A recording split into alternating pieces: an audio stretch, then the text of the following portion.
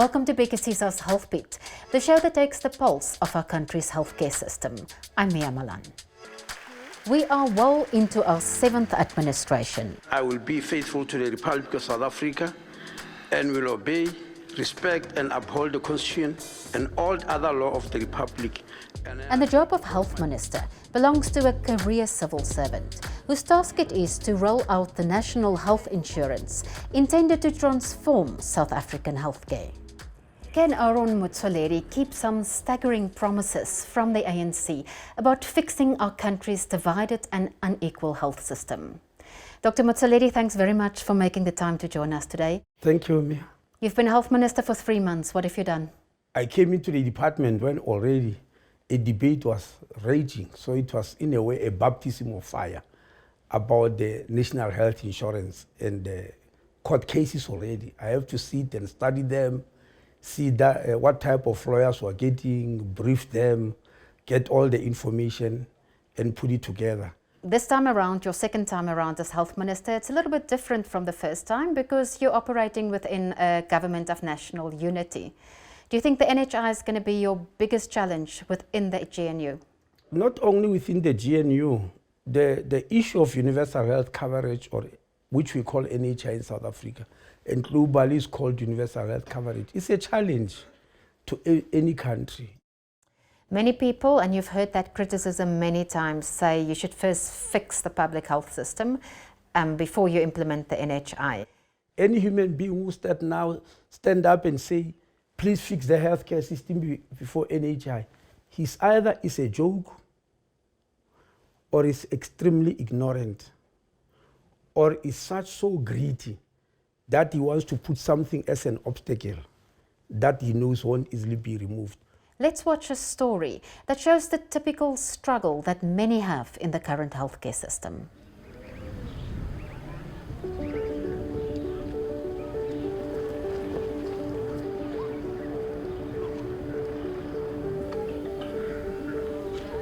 Originally from a farming village called Langkloof in Mpumalanga, Emma Mtimunye is staying with her sister who lives in KwaMhlanga, about 75 kilometers from Pretoria.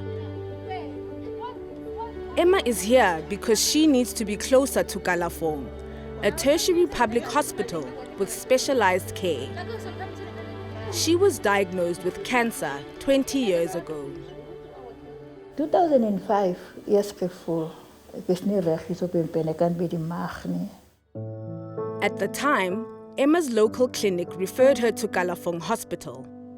There she was diagnosed with cervical cancer, the most common cancer among black women in South Africa. Ek het daar geslaap 4 maande. Geslaap van die cancer. For her firstborn son Themba, it was a massive blow.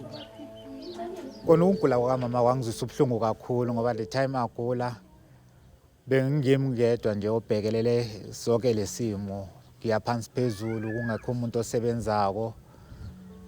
Sometimes kumele ngiyombona esibhedlela, anginamali, kumele ngenze inkoloto and angeke ngiye esibhedlela ngingakamphathelanga lutho. I have to buy something for her. Izinto ezinjengalezo kwangilimaza kakhulu nje nasengqondweni. From Kalafong, Emma was referred to the Steve Biko Hospital for radiation. It helped her cancer, but damaged one of her kidneys, a common side effect of cervical radiation therapy. Die radiotherapie het my gebrand, die pepies van die pipi. Toe my pipies het sommer net so geloop het. Now one of her kidneys no longer works. The family says it took 6 months before she could get a booking for a scan. The last month, udoktor waba khona la sibiza khona bamusa khona escanning. Babuya kulaba sitshela khona ukuthi angeke bakhona kumenza operation. Ngoba operation abangamenza kuyoba i-risk ukuthi ngenzeka lose impilo yakhe. As ek uital hierdie kidney gaan doodgaan.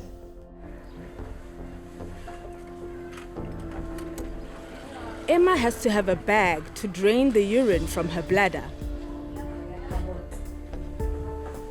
Free at the hospital, but involving more travel that the family cannot afford.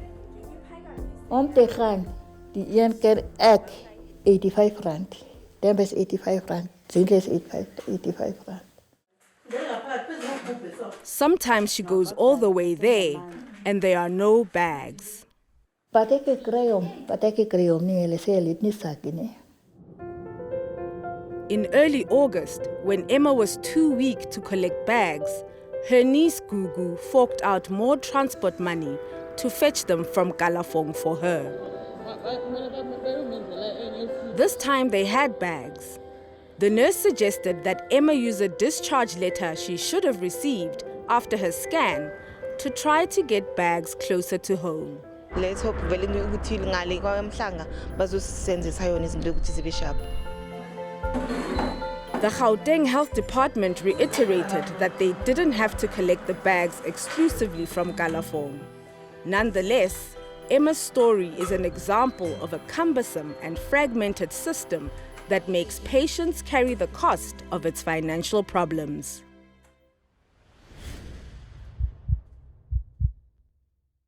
We've seen an insert now of Emma Mtemunye, who got kidney damage after radiation for cervical cancer at Steve Biko. And that is, of course, quite a common symptom of radiation. But what she's struggling with at the moment is that she needs these urine bags, and she gets sent from pillar to post and has to travel so far to get them.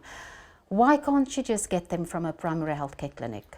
It was quite unfortunate that she has to struggle with a simple thing like getting a urine bag. But in the manner in which the healthcare system is run, in a fragmented manner, the hospital that treated her and gave her the bags did not do a follow-up to make sure that she can get them near home. And part of the missing link there are community health workers, because the community health worker system links health facilities with the patient at home. So we've got tens of thousands of community health workers in South Africa.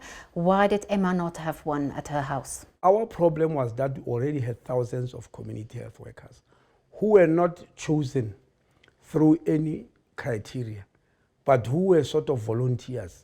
And this happened during the height of HIV and AIDS, especially during that time when ARVs were not being provided. Many community members stood up and volunteered just to feed you, just to wash you, just to clean you, to make you comfortable.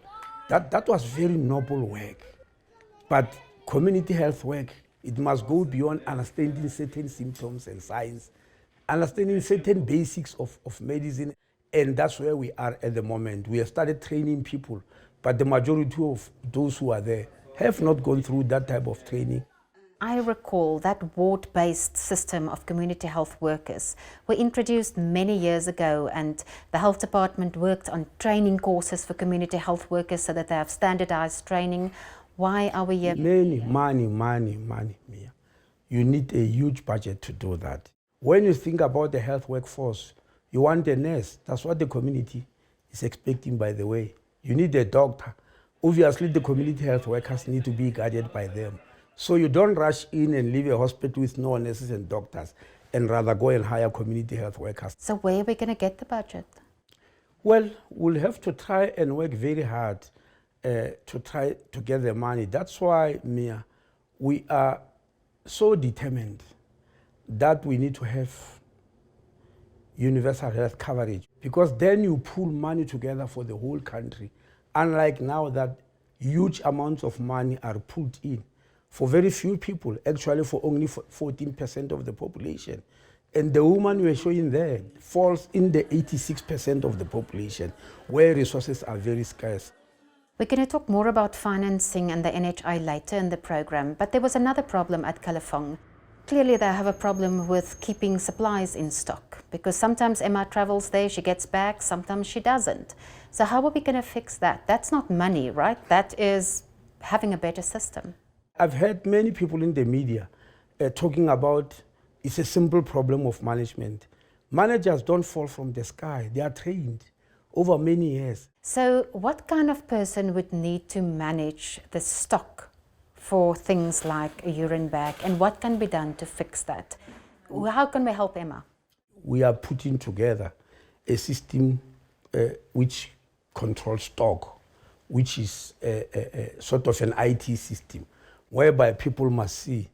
And sometimes because you are dealing with human beings, they just become careless. Some years back, we've already given this type of gadgets to nurses, even at the clinic, where you just press and see what you are short of and make orders immediately.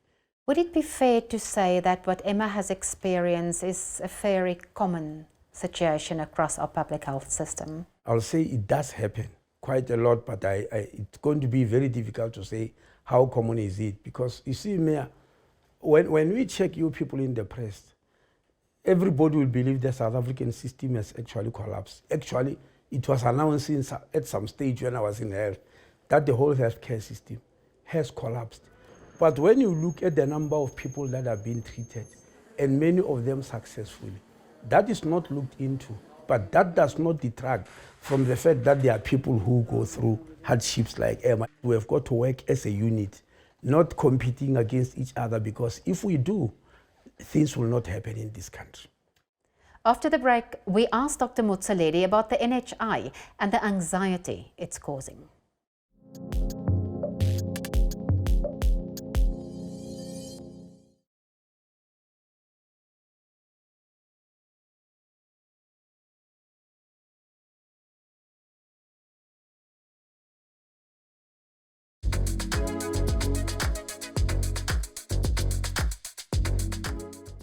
You're with Healthbeat, and I'm talking to Health Minister Aaron Motsoaledi, who is well into his second bite at the job. Dr. Motsoaledi, what's harder, being Health Minister or Home Affairs Minister? I'm still making up my mind about that, but obviously the healthcare system is very huge and much more complex than Home Affairs. Somebody made a statement the other day. He said all over the world, there's no game. Health ministers, they don't usually win. Whatever you fix, something else is going to be pointed at and say, but this one. When you say you fix that one, they are going to say that one. Now, one of your main tasks is going to be to implement the NHI.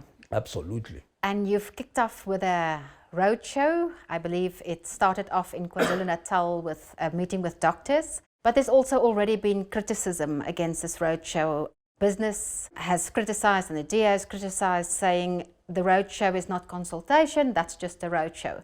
So what's your aim? Are you going to just get buy-in, or are you going to get real input? I never got told anybody that I'm going to do consultation. I don't know where that comes from. Consultation for what? I said I'm doing road shows. For instance, when I went to KZN, I'd already been to Sefako Mahatu that morning, and in the evening I went to KZN. It was not part of my road shows. They called me. They invited me and said, we want to hear more about this NHI. We are confused because the media is confusing us. I hear you that we need the correct information on what universal access to healthcare is and also what the NHI will do.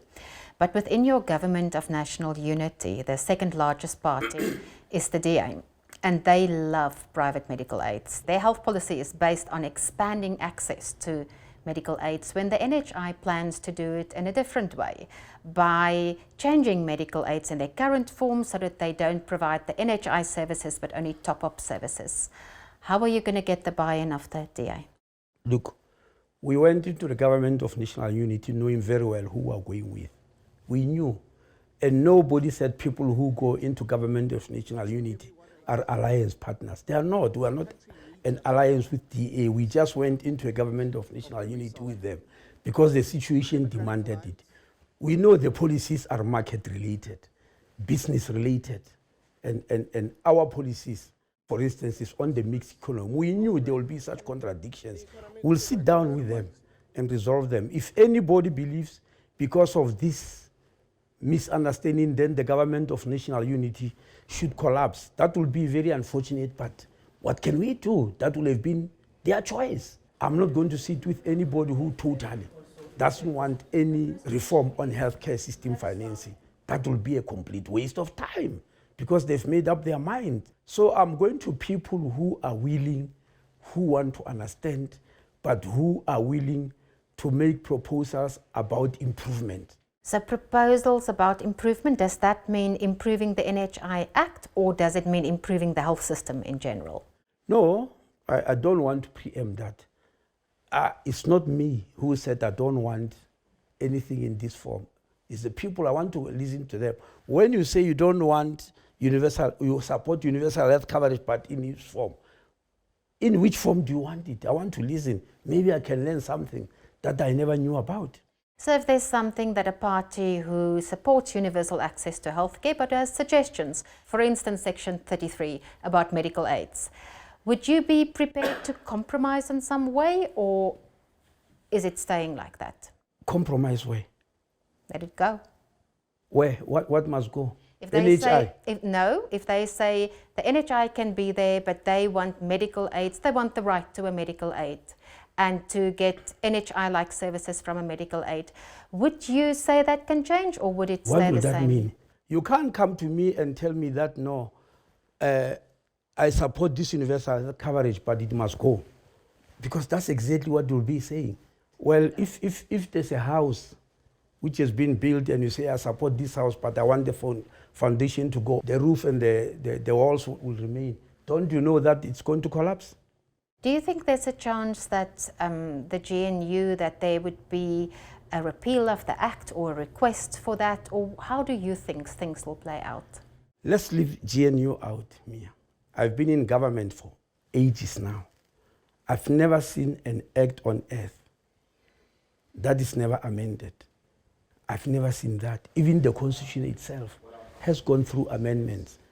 There is no law on earth that is cast in stone, that never changes. I want to put that clear.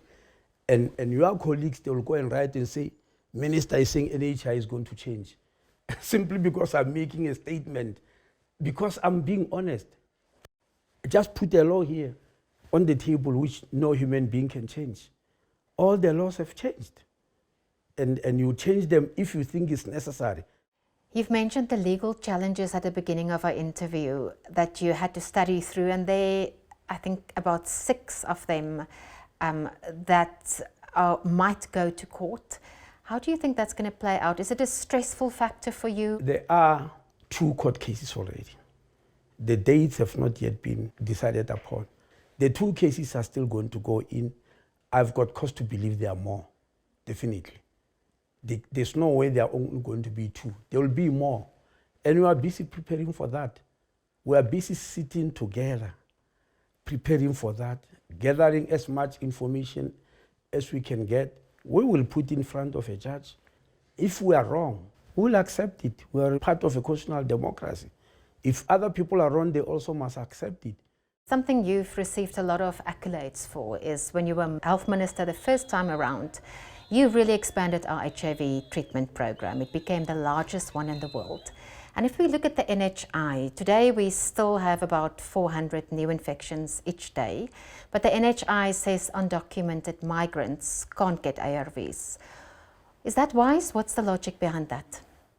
It's a little bit more complex, that issue about undocumented, because undocumented people are generally not known. What I heard, which was a matter of concern, is asylum seekers, because that's not what the Immigration Act say. So if there's a mistake in the NHI Act about that, it needs to be corrected. But the whole issue of people being undocumented is very complex. We are going to have to sit as a continent to deal with this matter. I can tell you it's not going to be solved by one country, least of all by one minister. We are giving ARVs to everybody. The NHI Act does say that notifiable diseases will be the ones that we would give treatment regardless. And HIV is not a notifiable disease. So with the ARVs, we won't be giving that, right? Look, Mia, I know that HIV is not notifiable, but it falls within the definition of notifiable disease. It's not notifiable because South Africans refused. We stigmatize HIV/AIDS over a long period of time. People are refusing that notifiability. And in fact, if it was officially notifiable, I think we'll have gone a long way, because we'll have known who is where, if you understand what I mean. Because notifiability for a disease is to make the health system know who is where and who is infected. So the fact that legally South African refused us to put it as notifiable does not mean that we must not treat it.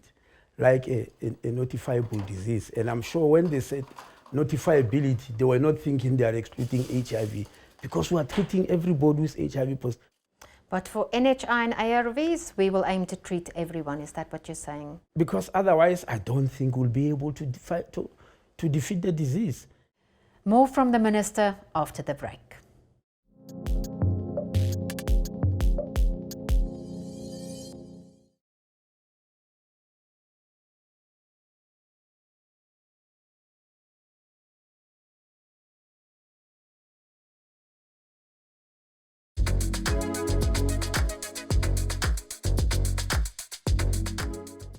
You with Healthbit, we're interviewing Health Minister Motsoaledi, who was present at Bekasisa's launch more than a decade ago in 2013, and we're both still going strong.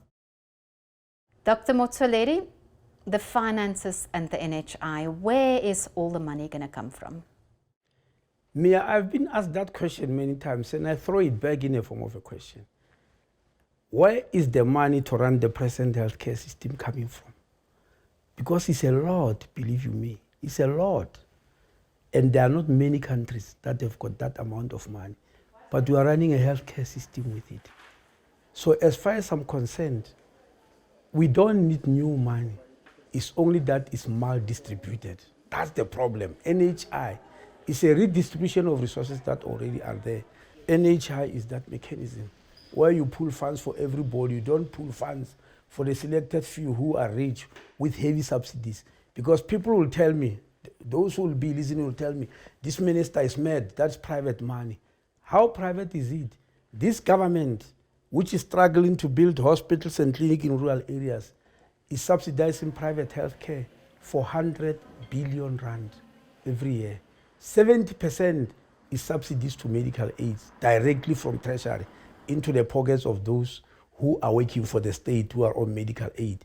The teachers, the nurses, the politicians, the judges, the magistrate, the police, the army, all those. Then, on top of that, every person, regardless of who has employed them, as long as they are on medical aid, they get tax rebates. And those tax rebates are 30 billion. When you add that money, it's 100 billion. It goes only to the rich, not to the poor. So if I understand you correctly, you're saying that the medical aid premiums of government employees, of everyone who belongs to medical aids, that money can be redistributed to go to the NHI? If we have got NHI, there's no need to subsidize anybody, or there's no need for tax credits to anybody. There's been criticism about taking government subsidized medical aid benefits away from someone's employment package, that some health economists have said that you can't just do that, even if there's the NHI, that it's a package that they get and you can't unilaterally do that. That's great now. Who put up that package? I've just told you earlier on that there is no law that can never be changed. These are laws that were put by human beings. Some of them put in laws that are favorable to them. How are you going to ensure that the money that the NHI gets does what it's supposed to do and doesn't appear along the way? I'm not about to deny the fact that there's a massive corruption in health.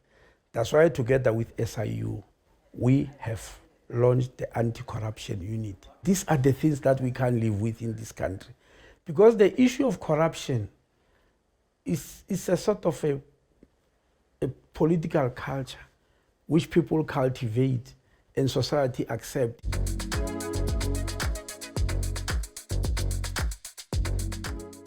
That's our August edition of Healthbit.